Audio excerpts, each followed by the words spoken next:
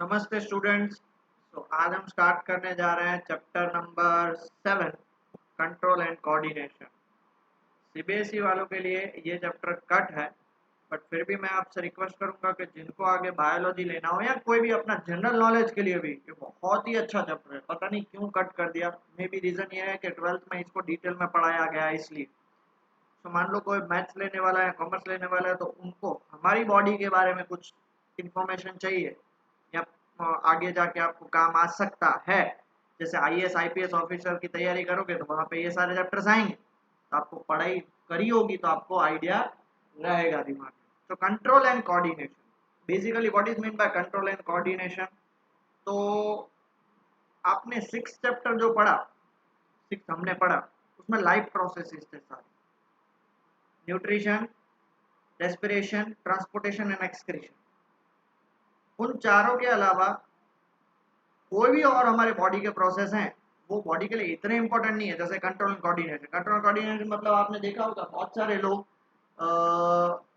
आंख ऐसे ऐसे ऐसे होती ही रहती है, ठीक है, या ऐसे ऐसे सिर ऐसे ऐसे करते रहते हैं, या फिंगर्स ऐसे ऐसे होती रहती है, मतलब उनका बॉडी उनके कंट्रोल में नहीं है, but they are able to live, वो जिंदा है।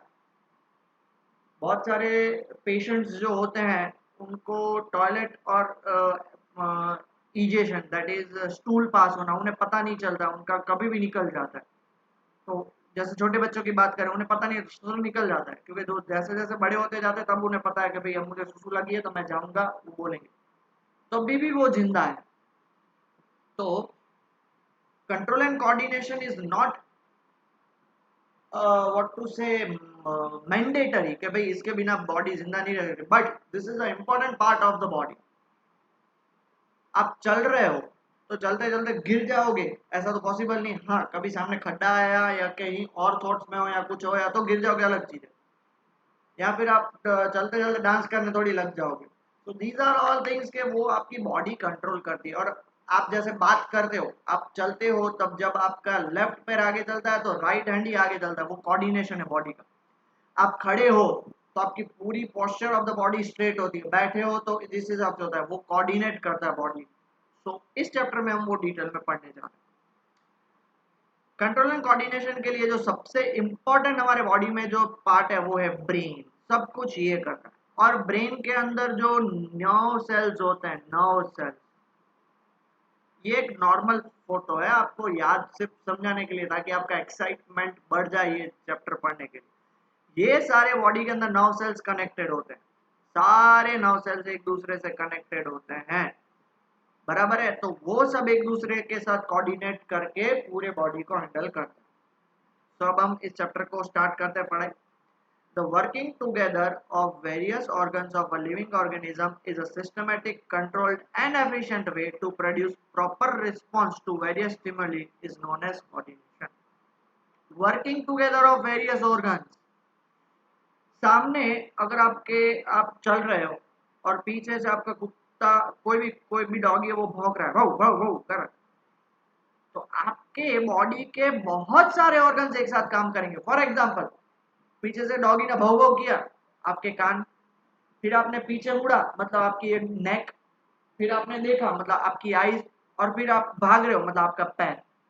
तो एक साथ बहुत सारे बॉडी जब systematically organs of the body एक साथ सिस्टमेटिकली काम करेंगे तो उसे हम क्या बोलते हैं, कोऑर्डिनेशन। टू वेरियस स्टिमुली मतलब जो डॉगी भौंक रहा है तो वो स्टिमुली क्या हुई, पहले ईयर से स्टिमुली, आपने ओ भाई ये तो काट लेगा हमें, उस हिसाब। हाँ, बट आप ही का डॉगी भौ भौ करके आपके पास आ रहा है तो आप भागोगे नहीं, क्यों? आप उसको ऐसे पकड़ लोगे, आप उसे हक करोगे, आप उसे खेलोगे उसके साथ, बस ये चीज। तो हर एक स्टिमुली अलग अलग होती है। All living organisms have a well organized system which provides them with control and coordination. सब organisms के ऐसा होता है। Due to the general principle of body organization, multicellular organisms have specialized tissue which provide control and coordination. But जो multi cellular organisms होते हैं ना, उनका एक स्पेशल टिश्यूज होते हैं, क्यों? क्योंकि उनका बॉडी काफी बड़ा होता है, मल्टी सेल्स होते हैं, सारे सेल को कनेक्ट करना अलग चीज है। वैसे जो सिंगल सेल होता है उनके अंदर अलग होता है, मल्टी सेल अलग होता है, उसके अंदर मल्टी सेल के अंदर जो कॉम्प्लेक्स ऑर्गेनिजम्स होंगे उनमें तो स्पेशलाइज टिश्यूज होते हैं जो कंट्रोल एंड कोऑर्डिनेशन करते हैं। Animals have nervous system and hormones to control and coordinate their body activities. Plants lacks nervous system but the coordinate via hormones. Animals के अंदर नर्वस सिस्टम होती है, जैसे हमारे बॉडी के अंदर नर्वस सिस्टम है, जिसके कारण सारी बॉडी की एक्टिविटीज वो कंट्रोल एंड कोऑर्डिनेट कर सकता है। प्लांट्स के अंदर वो नर्वस सिस्टम नहीं होती है, प्लांट्स के अंदर सिर्फ क्या होते हैं, हॉर्मोन्स होते हैं। एनिमल्स के अंदर नर्वस सिस्टम एंड हॉर्मोन्स दोनों होते हैं। तो ये हॉर्मोन्स क्या है तो वो हम नेक्स्ट लेक्चर में पढ़ेंगे। ठीक है बेटा, ये था introduction. Now what is coordination in humans? सबसे पहले nervous system. In animals, including humans, the nervous systems along with muscular tissue is the control center of the body. क्या बोला है? Nervous system with tissue, muscular tissue. अगर आपको भागना है तो नर्व्स ने सिग्नल किसको भेजा? पैर को, दैट इज लेग्स को ना। पैर के जो मसल्स होते हैं वो भागते हैं, उसके कारण आपका पैर आगे पीछे होता है। ये मैं फिंगर्स क्लोज एंड ओपन कर रहा हूँ, वो किसके कारण? मेरी नर्व्स ने इधर के मसल्स को सिग्नल भेजा, इसलिए ओपन क्लोज हो पा रहा है। ठीक है। It consist of highly specialised cells called neurons, nerves and neural organs that link, coordinate and control activities of different organs of the body. Neurons, nerves, neural organs and तीन चीज, neurons, nerves and neural organ.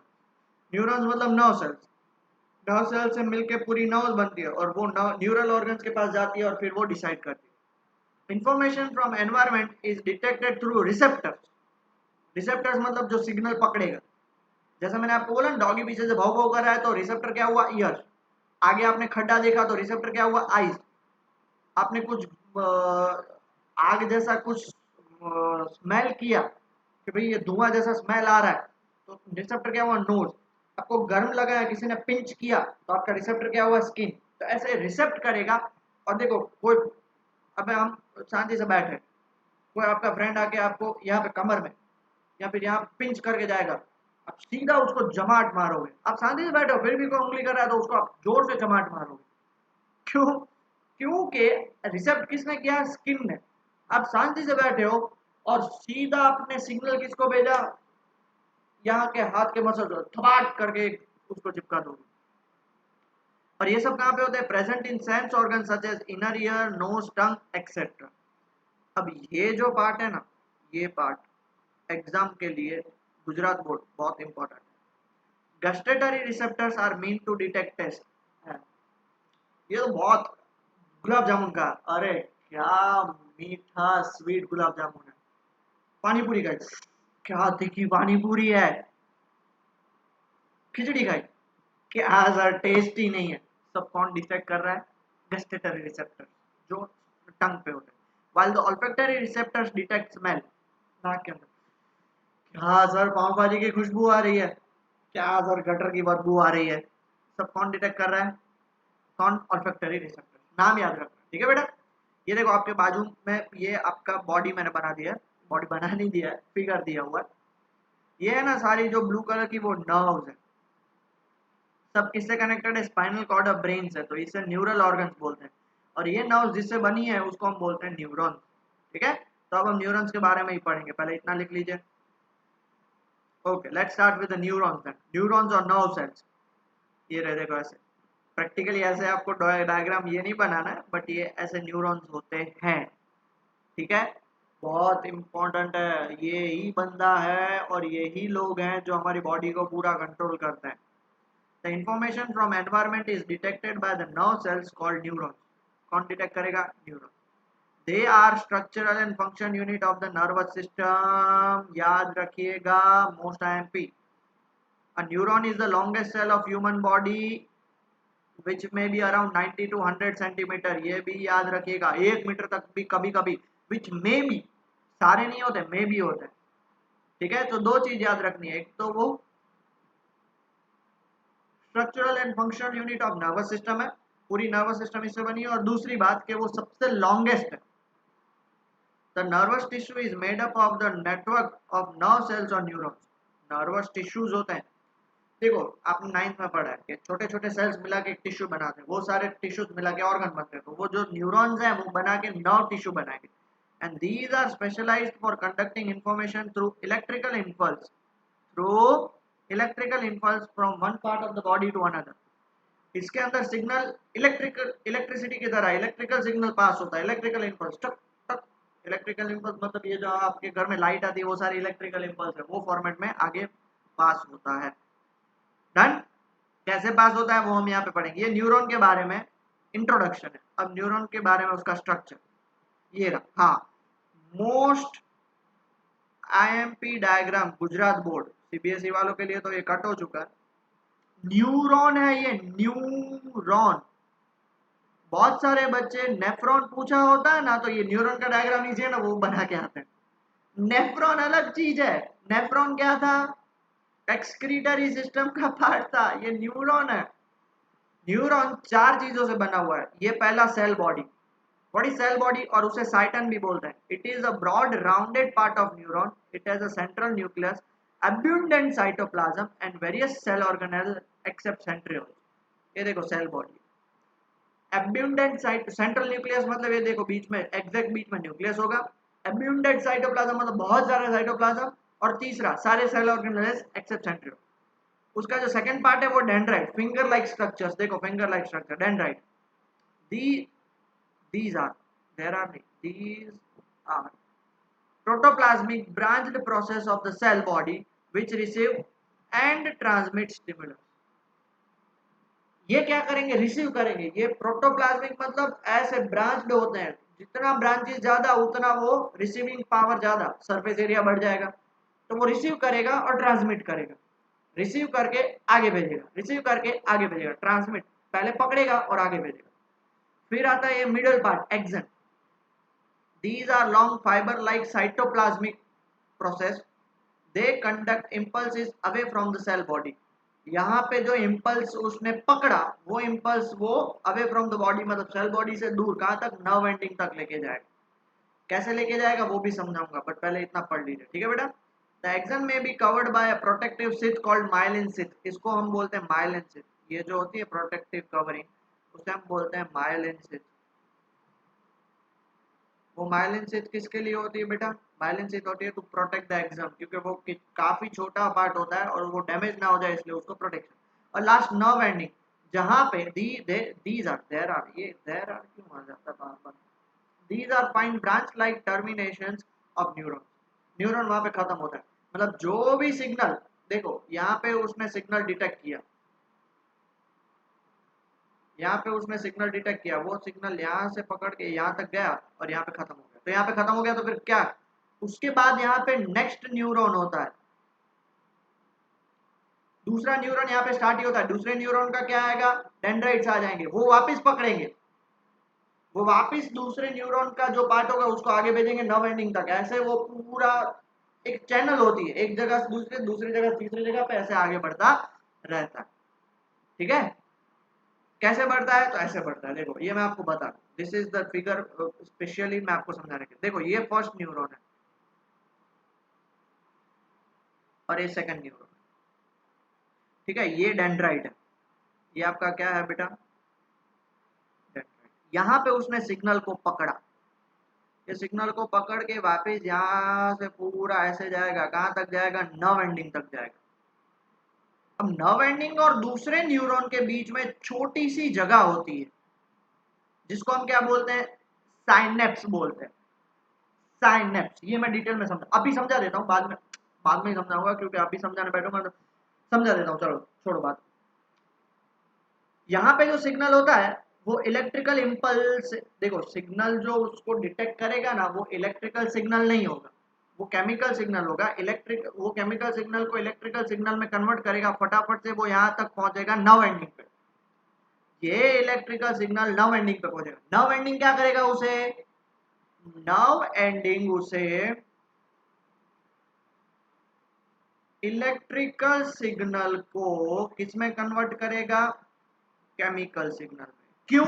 Because dendrite जो है वो सिर्फ chemical signal को पकड़ सकते हैं, इलेक्ट्रिकल सिग्नल को वो पकड़ नहीं सकते, वो तो पास करेंगे। इसलिए क्या किया? केमिकल सिग्नल में कन्वर्ट कर दिया। अब वो यहाँ पे जो केमिकल सिग्नल डेंड्राइट, जो दूसरा डेंड्राइट है, दूसरा डेंड्राइट वो केमिकल सिग्नल को ही पकड़ सकेगा। वो इलेक्ट्रिकल सिग्नल को नहीं पकड़ेगा, इसलिए नर्व एंडिंग जो है, नर्व एंडिंग, ये नर्व एंडिंग है, ये फर्स्ट न्यूरॉन का नर्व एंडिंग है और ये सेकंड न्यूरॉन का डेंड्राइट है। अब फर्स्ट न्यूरॉन का नर्व एंडिंग देखो उसे केमिकल सिग्नल में कन्वर्ट कर देगा, ये केमिकल सिग्नल नीचे जाएंगे तो ये उसे रिसेप्टर है, देख लो ये रिसेप्टर दिख रहा है, वो उसे रिसीव करेगा, रिसीव करेगा वापिस यहाँ पे वो केमिकल सिग्नल फिर क्या करेगा, वापिस केमिकल सिग्नल किस में कन्वर्ट हो गया, इलेक्ट्रिकल सिग्नल में, और वो फिर पूरा आगे बढ़ेगा दूसरे नर्व एंडिंग के पास जाएगा।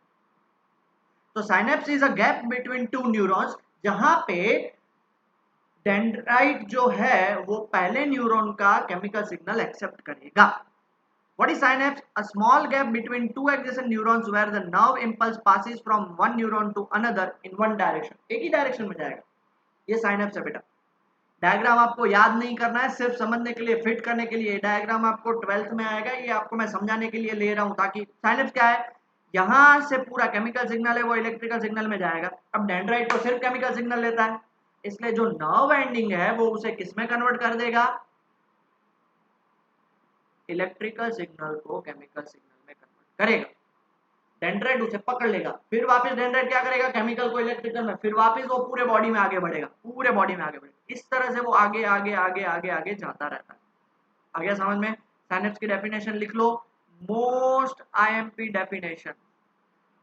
ठीक है बेटा, आगे बढ़ते हैं। ओके, तो अब ट्रांसमिशन कैसे ट्रांसमिट होता है मैंने आपको बताया ना, देखो जो मैंने आपको पहले बताया वो यहाँ पे पूरा डिटेल में लिखा हुआ है। The transmission of a nerve impulse in the body has a general scheme of flow. General एक particular flow ही होता है. All the information from the environment is detected by the receptor, that is sense organ present in the body, which transfer it to sensory neuron. किधर transfer करेगा बेटा, sensory neuron को। The information acquired at the end of dendritic tip of neuron causes a chemical reaction that produces an electrical impulse.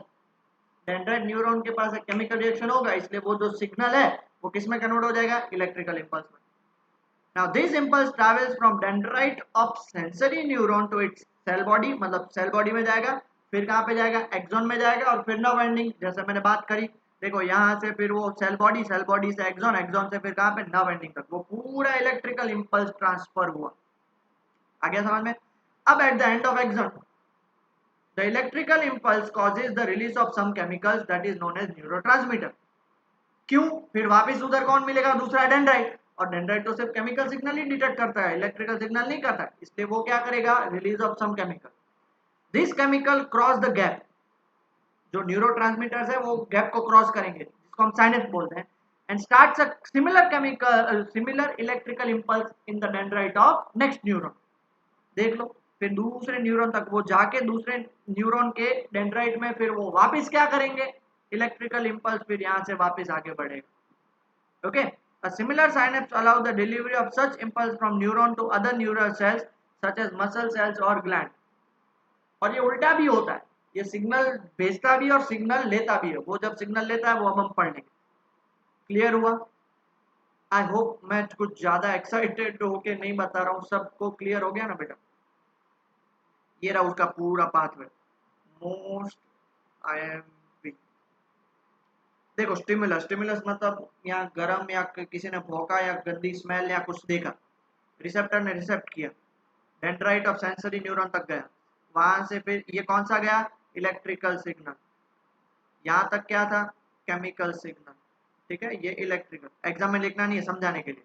Cell body से action, action से synapse, यहाँ पे फिर synapse पे वो क्या हो जाएगा, इलेक्ट्रिकल वो केमिकल में कन्वर्ट हो गया।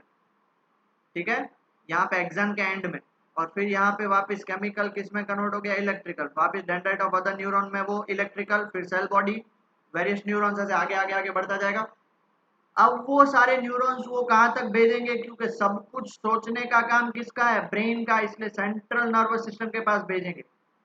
सेंट्रल नर्वस सिस्टम, ब्रेन उसे इंटरप्रेट करेगा, ठीक है ओके ऐसे हो रहा है, फिर उसे सिग्नल भेजेगा, ठीक है तुम ये डिसीजन लो। क्योंकि मान लो एक कंपनी होती है, वहां पे कोई सब लोग काम करते हैं, तो वो सारे वर्कर्स हैं और ये सब है, वो सब अपना क्या बोलते हैं, पूरा एक प्रोजेक्ट होता है, उसका डिटेल एनालिसिस करके वो अपने हेड को देते हैं। वो डिसीजन कौन लेता है, हेड लेता है ना, हेड मतलब सीएनएस, सीएनएस मतलब ब्रेन। फिर ब्रेन बोलेगा ठीक है अब ऐसा करो, तो वो वैसा जो वो वापस वर्कर्स को बोलेंगे कि ठीक है अब तुम ऐसा करो, तो अब पहले पहले वर्कर से लेके हेड तक गया, अब फिर क्या होगा, हेड से लेके वर्कर्स तक, अब डायरेक्शन उल्टा हो गया। तो ये वर्कर से हेड वो सारे सेंसरी न्यूरॉन, और हेड टू वर्कर वो सारे कौन से न्यूरॉन, मोटर न्यूरॉन। अब देखो मोटर न्यूरॉन, मोटर मतलब जो वो जो एक्शन लेगा, ये एक्शन को सेंस करेगा, अब ये एक्शन को करेगा, वो वापस सेल बॉडी, सेल बॉडी से एक्शन, और वहां पे इफेक्टर, इफेक्टर मतलब रिसेप्टर वो रिसीव करेगा, इफेक्टर मतलब वो जो प्रोसेस को पूरा मतलब हाथ उठा लेना, भागना, मुंह फेर लेना, नाक बंद कर लेना, वो सारे क्या है, इफेक्टर्स। क्लियर हो गया बेटा, डन। ओके, न्यूरोमस्कुलर जंक्शन, अब ये बहुत ही इंपॉर्टेंट चीज है। ये क्या है, सारी इंपॉर्टेंट, आप सर सारी इंपॉर्टेंट ही बोल रहे हैं, हाँ इंपॉर्टेंट ही। अब जैसे मैंने आपको बताया जो मोटर न्यूरॉन होते हैं जो सिग्नल भेजते हैं कि भाई, जैसे मान लो कि मैंने ये गर्म चीज को पकड़ी, मैं फिर छोड़ देता हूँ, क्यों छोड़ देता हूँ, मेरा हाथ ऑटोमेटिकली ऐसे हो गया, तो हाथ हो गया ऐसे, वो उसे कौन सिग्नल भेजेगा, ब्रेन भेजेगा, स्पाइनल कॉर्ड भेजेगा, सीएनएस सेंट्रल नर्वस सिस्टम, वो भेजेंगे। तो वो उसको सिग्नल भेजा, तो वो एक्चुअली हाथ जो मूव हुआ, तो वो हाथ एक्चुअली मूव नहीं हुआ, कौन मूव हुआ है, मसल्स मूव हुआ। तो मसल्स को किसने सिग्नल भेजा, मसल को सिग्नल भेजा हमारे न्यूरॉन्स ने, न्यूरॉन्स के नर्व एंडिंग में। जैसे साइनेप्स के बीच में देखो, मैंने आपको एक लाइन पढ़ाई कि भाई a similar synapse allow the delivery of such impulse from neuron to other cells such as muscle cell. Neuron to neuron के बीच में भी होता है और न्यूरॉन टू मसल सेल्स के बीच में भी होता है, ऐसे होता है। देखो ये मसल सेल का एंड, ये न्यूरॉन का एंड है, नर्व एंडिंग, बराबर है, और ये मसल्स है, दोनों के बीच में ये न्यूरॉन्स है, वो सिग्नल किसको भेजेंगे, मसल को, कि भाई ऊपर से ऑर्डर आया है ऐसा करो। तो ये मसल फाइबर्स हैं, फिर मसल फाइबर सोचेंगे ओके हम ऐसा ऑर्डर करेंगे तो वो ले लेंगे। The point where a muscle fiber comes in contact with a motor neuron है ना, carrying impulse from the central nervous system, order कौन से कहां से लेके आए, सेंट्रल नर्वस सिस्टम से। The neurotransmitter for the transmission of nerve impulse from neuron to the nerve muscle fibers are released in the same way as impulses are transmitted across the synapse between two neurons. दो दो neurons के बीच में जो synapse होता है वहां पे भी केमिकल वो न्यूरोट्रांसमीटर को सिक्रेट करता है, यहाँ पे भी वो न्यूरोट्रांसमीटर ही सिक्रेट कर रहा है। न्यूरोट्रांसमीटर क्या होते हैं, सिग्नल्स होते हैं एक टाइप के। अब यहाँ पे मसल्स है, तो वो मसल्स वो क्या करेगा, ओके ठीक है हमें ऑर्डर मिला तो हम ये ऑर्डर ले लेंगे, फिर वो आगे बढ़ते जाते हैं, है समझ में। अब ये इलेक्ट्रिकल इम्पल्स हैं, उसके थोड़े बहुत लिमिटेशन है। Electrical impulse is an excellent means to transmit information during fast response to stimulus. अब होता क्या है समझिएगा, इलेक्ट्रिकल इम्पल्स फास्ट होते हैं, केमिकल इम्पल्स, तो इलेक्ट्रिकल इम्पल्स फास्ट होते हैं। अगर मान लो कि ये मैंने कोई गर्म चीज पकड़ी है, ठीक है, और इलेक्ट्रिकल इम्पल्स है इसलिए वो गर्म चीज को सेंस किया, फटाफट से यहाँ पे से पूरा सेंट्रल नर्वस सिस्टम के पास गया, और वापस वो उसे ऑर्डर, ओ भाई बहुत गर्म है छोड़ दूंगा। ये तो मुझे समझाने के लिए 2-4 सेकंड लगे भी, बाकी तो मैं ऐसे गर्म पकड़ूंगा तो छोड़ ही दूंगा। सुबह सुबह मम्मी गर्म दूध बना देती है, स्टील का ग्लास पकड़े, और बहुत गर्म है जी, बहुत गर्म है सर ये, अब क्या करोगे, ठीक।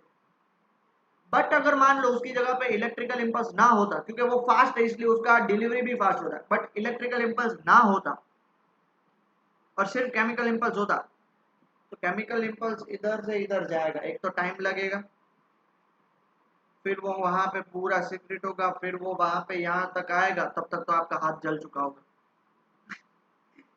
समझ रहे हो, मसल तक, मसल को जो सिग्नल भेजने में बहुत टाइम लगेगा, क्योंकि केमिकल इम्पल्स काफी स्लो होते हैं, समझ रहे हो। दूसरी बात, इलेक्ट्रिकल इम्पल्स का एक लिमिटेशन, जो सबसे बड़ा लिमिटेशन है, कि इलेक्ट्रिकल इम्पल्स सिर्फ उसी जगह पे जाएंगे जहां पे न्यूरॉन्स है, और आपके पूरे बॉडी में तो न्यूरॉन्स नहीं है, बहुत सारे बॉडी में ऐसी भी जगह है जहाँ पे न्यूरॉन्स नहीं पहुंच सकते, तो वहां तक सिग्नल किस कौन से भेजेंगे, तो वहां पे केमिकल सिग्नल पहुंचेंगे। केमिकल सिग्नल मतलब हॉर्मोन्स, इसलिए हॉर्मोन्स, इसलिए आपके स्टार्टिंग ऑफ द चैप्टर में मैंने आपको बताया chemical control coordination and hormones, neurons and hormones. Hormones का काम क्या है कि भाई जहां तक न्यूरॉन्स नहीं पहुंच सकते वहां तक हॉर्मोन्स पहुंचाएंगे। जैसे डिलीवरी बॉय की बात कर रहे हैं, तो बड़े बड़े ट्रक में डिलीवरीज आती है, वो सिर्फ हाईवे तक ही पहुंच सकती है, फिर वो जो लोकल मार्केट में जाना है वहां पे तो डिलीवरी बॉय वो जो छोटी छोटी गाड़ियां होती है उसमें डिलीवरी करेंगे, तो वो हॉर्मोन्स की तरह काम करेंगे। और दूसरा, once an electrical impulse is generated in a cell and is transmitted, the cell will take some time to reset its mechanism before generating and transmitting a new impulse. अब समझ, ये गर्म ग्लास मैंने पकड़ा, वो बहुत गर्म है, छोड़ दिया, तो आपको फिर पीछे से किसी ने बोला क्या हुआ, गर्म लगा, ये ले ठंडा ग्लास पकड़, जो गर्म चीज लगती है वहां पे ठंडा पकड़, बट मैंने वो आपको मस्ती के लिए वापस दूसरी बार भी गर्म ग्लास ही दिया, तो आपको फील नहीं होगा। क्यों पता है? क्योंकि वो सिग्नल भेजने के लिए रीसेट होना पड़ता है, वापस रीसेट। एक बार सिग्नल भेज दिया तो वापस रीसेट होने के लिए टाइम लगेगा, 2-4 सेकंड पकड़ोगे, फिर बोल अरे ये भी गर्मी है, तब आप बोलोगे उल्लू बना है। वो 2-4 सेकंड लगते हैं वो रीसेट होने में, वो उसका सबसे बड़ा लिमिटेशन है। दो लिमिटेशन, पहला तो वो सब जगह पे नहीं पहुंच सकता, और दूसरा कि उसे रीसेट होने में टाइम लगता है। क्लियर हो गया बेटा? पक्का? अब कितना टाइम होगा? 25 मिनट। रिफ्लेक्स एक्शन जो मैंने आपको बताया, देखो आप स्नीज करते हो, कफ करते हो, ब्लिंकिंग ऑफ आईज, ये सारे रैपिड रिस्पॉन्स है। आप सोचते हो कि मुझे छींका नहीं, अच्छी कभी नहीं होता आपको कफिंग बहुत, देखो कफिंग आप है ना बोल सकते हो कि ठीक है ओके मुझे कफ करना कर दो, बाकी नेचुरल तो आपके कंट्रोल में नहीं है, ऑटोमेटिक है। देखो ऑटोमेटिक एंड रैपिड रिस्पॉन्स। आपको पता है कफिंग क्यों होती है? क्योंकि यहाँ पे कुछ अटक जाता है गले में, चाहे वो माइक्रो ऑर्गेनिज्म हो चाहे डस्ट पार्टिकल करेंगे तो वो खुल जाता है। स्नीजिंग क्यों होती है वो भी हमारी बात हो चुकी है कि भाई कहीं पे आप अंदर ब्रीथ करते हो तो कहीं पे कुछ अटक जाता है, तो वो स्नीज करते हो तो पूरा दूर तक निकल जाता है। ये हमने ऑलरेडी आगे एक लेक्चर में मैंने कहीं पे लिया है। और ब्लिंकिंग ऑफ आईज, आप सोचोगे सर मैं तो अपने आप से कंट्रोल कर सकता हूँ, वो तो आप कर रहे हो, बाकी नॉर्मली जब बात करते हो तब आपकी आईज ब्लिंक होती रहती है, आपको खुद को भी नहीं पता होता। तो ये जो सारे ऑटोमेटिक और रैपिड रिस्पॉन्स होते हैं वो क्यों होते हैं? तो it protects the body from damage and does not involve conscious thought. समझो, आप नंगे पैर अपने गार्डन में चल रहे हो, आपको पैर में कांटा लगा, ठीक है, थॉर्न, कांटा, तब पैर उठा लोगे सीधा, क्यों? Because it is damaging your body. ठीक है, आपने गर्म ग्लास उठाया और छोड़ दिया, क्यों? Rapid response, it is damaging your body. ठीक है, अब सबसे इंपॉर्टेंट पार्ट जो मैं आपको बताने जा रहा हूं वो है कि रिफ्लेक्स एक्शन में ब्रेन का कुछ काम नहीं होता। In reflex action the message is passed straight to the motor neuron through a relay neuron, है ना? ब्रेन तक सिर्फ सिग्नल पहुंचता है। आप ग्लास को छोड़ दोगे ना, फिर आपको 1-2 सेकंड के बाद लगेगा ओ सर ये तो बहुत गर्म था, आप फेंक दोगे उसके बाद आपको, क्यों? बिकॉज आपकी बॉडी को जो डैमेज जो हार्मफुल लगता है, आपकी बॉडी के अंदर ऐसी मैकेनिज्म है जो पहले से डिसाइड करके रखेगी भाई वो एक्शन ले लेगी, और फिर वो सिग्नल किसको भेजेगी? ब्रेन को। लाइक वाइज मैं आपको समझाता हूँ। देखो right now prime minister Narendra Modi है, वो दिल्ली में है, LAC that is line of actual control China, और LOC line of control Pakistan, वहां पे बहुत सारी प्रॉब्लम चल रही है। तो सडनली LAC और LOC ने बॉम्ब अटैक कर दिया, तो क्या वो वेट करेंगे? प्राइम मिनिस्टर को पूछेंगे या डिफेंस मिनिस्टर राजनाथ सिंह जी को पूछेंगे कि अब हम क्या करें, आप बताओ? तो फिर वो वापस प्राइम मिनिस्टर और राजनाथ सिंह और वो सब मिलकर डिसीजन लेंगे भाई हमें ये करना चाहिए, हमें वो करना चाहिए, फिर आधे घंटे के बाद फोन करेंगे अब तुम 2 बॉम्ब फेंको। तब तक तो उन लोगों ने 10-15 बॉम्ब फेंक दिए होंगे। तो इस केस में क्या होता है कि डिफेंस के जो हेड्स होते हैं, नेवी, आर्मी, BSF या एयरफोर्स, वो सब अपने हिसाब से डिसीजन ले लेते हैं। क्यों? बिकॉज अपने हिसाब से मतलब जो which is beneficial to the country वो डिसीजन लेंगे। डिसीजन लेते ही वो साथ में इंफॉर्मेशन देंगे अपने डिफेंस मिनिस्टर या प्राइम मिनिस्टर को कि हमने ये एक्शन लिया। क्यों? अगर वो एक्शन लेने के लिए पूछते कि भाई हम क्या एक्शन ले आप बताओ, तो फिर वो तब तक तो बहुत सारा डैमेज हो चुका होता। इसलिए वो एक्शन भी लेंगे और सिग्नल भी भेजेंगे किसको? प्राइम मिनिस्टर को। तो वैसे हमारे बॉडी में भी होता है कि डेंजरस कुछ सिचुएशन आती है तो एक्शन ले लेंगे, कौन? Motor neuron, with the help of what? Relay neuron. ये मैं बताऊंगा रिले न्यूरॉन कहाँ पे होते हैं। और साथ ही साथ ब्रेन को सिग्नल भी भेजेंगे कि भाई हमने ये एक्शन लिया, ओके ओके ठीक बराबर। Reflex actions are monitored and controlled through the spinal cord of nervous system, not by the brain. This is because it may take more time for the brain to instruct muscles to move. अब brain जो है ना वो बहुत गंदी चीज है. आप कभी भी कुछ पढ़ाई करने बैठे हो और सडनली कुछ दिमाग में थॉट आया और 5 मिनट के बाद देखोगे तो वो जहां पे आपने स्टार्ट किया था उस थॉट पे तो आप हो ही नहीं. वहां से तो आप कोसों दूर हो. कोसों मतलब बहुत ही ज्यादा दूर हो. आप सोच साला मैंने स्टार्ट कहां से किया था. आप स्टार्ट करोगे भुज से और पहुंच जाओगे पेरिस. यही मैं बता रहा हूं कि अगर मान लो ब्रेन का इन्वॉल्वमेंट होता तो आपने सिग्नल तो ब्रेन तक फटाफट पहुंच जाएगा. ब्रेन सोचेगा गर्म चीज मैंने पकड़ी है. ब्रेन सोचेगा कि ये बहुत गर्म है या थोड़ी गर्म है. बहुत गर्म है तो उसको मैं थोड़ी देर पकड़ के रखूंगा तो मुझे कुछ होगा या नहीं होगा. अगर मेरा हाथ जल जाएगा तो फिर मैं लिख कैसे पाऊंगा. क्रिकेट कैसे खेल पाऊंगा. क्रिकेट से याद आया कि कल तो हमारी टूर्नामेंट थी वो भी रह जाएगी. अगर टूर्नामेंट रह जाएगी तो फ्रेंड्स मुझे क्या बोलेंगे. तब तक आपका हाथ जल गया होगा. समझ रहे हो. इसलिए ब्रेन को वो इन्वॉल्व ही नहीं करता. इन्वॉल्व कैसे करता है वो उसे सिग्नल भेजेगा कि भाई ये हार्मफुल चीज हुई इसलिए ओ. इसलिए मैं बोल रहा हूँ ना आप हाथ छोड़ दोगे फिर पेन आपको थोड़ी 2-3 सेकंड 1-2 सेकंड के बाद होगा. क्यों. ब्रेन तक पहुंचा तभी तो वो ब्रेन को वो सिग्नल भेजेगा ना भाई तुम्हें पेन हुआ इसलिए तुम नाटक कर मेरा हाथ जल गया. ब्रेन तब नाटक करना स्टार्ट करता है. ठीक है. Reflex actions involves mainly spinal cord. Here nerves spinal cord वो जगह है जो पूरे बॉडी में से नर्व्स जहां पे मिलती है. Here nerves from all over the body meet in the form of a bundle. Bundle के फॉर्मेट में मिलती है. Therefore, the process of detecting signal or input and response to it by an output action is completed quickly. सारी nerve spinal cord में मिलती है. Signal आया relay neuron ने. रिले न्यूरॉन एक्चुअली रिले क्या होता है मैं समझाता हूँ नेक्स्ट पेज में समझाऊँ. नेक्स्ट डायग्राम है ना वहां पे समझाता हूँ. सिग्नल वापस मोटर न्यूरॉन के थ्रू भेज भी दिया. ब्रेन को वो सिर्फ इन्वॉल्व ही नहीं कर रहा. तुम ब्रेन को ज्यादा प्रेशर नहीं देता. वरना इसलिए तो देखो सारी नर्व्स स्पाइनल कॉर्ड में आती है. इसलिए जहां से सिग्नल आया और जिधर मुझे आपको अ, मान लो कि आपके आंख ने देखा कि सामने खड्डा है तो आपके पैर जो है वो साइड में चले जाएंगे. मतलब आंख से जो नर्व्स है वो सारी स्पाइनल कॉर्ड में जाएगी और इधर से वो पैर के जो मसल सेल है उनको ऑर्डर देंगे भाई साइड में. मतलब समझ रहे हो सीधा सेंसरी न्यूरॉन और मोटर न्यूरॉन को फटाफट से वो क्या कर देगा कनेक्ट कर देगा. कौन स्पाइनल कॉर्ड. क्यों क्योंकि सारी नर्व्स स्पाइनल कॉर्ड में कनेक्टेड है. अब वो किस हिसाब से काम करता है तो रिफ्लेक्स आर्क के हिसाब से काम करता है. The pathway taken by nerve impulse in reflex action is called reflex arc. बहुत सारे स्टूडेंट कंफ्यूज हो जाते हैं रिफ्लेक्स एक्शन और रिफ्लेक्स आर्क क्या है. तो दोनों अलग है. देखो ये समझा रहा हूँ. ये हाथ है गर्म चीज है. रिसेप्टर क्या होता है. रिसेप्टर्स इन स्किन. सिग्नल देखो आप एरो देख रहे हो ना ऊपर जा रहा है. ये सेंसरी न्यूरॉन के थ्रू किधर गया. ये स्पाइनल कॉर्ड है. अब ये रिले न्यूरॉन. अब रिले न्यूरॉन क्या है मैं बताता हूँ. आपको पता है आज से 40-50 साल पहले फोन करना होता था ना तो लैंडलाइंस तो होते थे but वो बहुत अमीर लोगों के घर पे होते थे.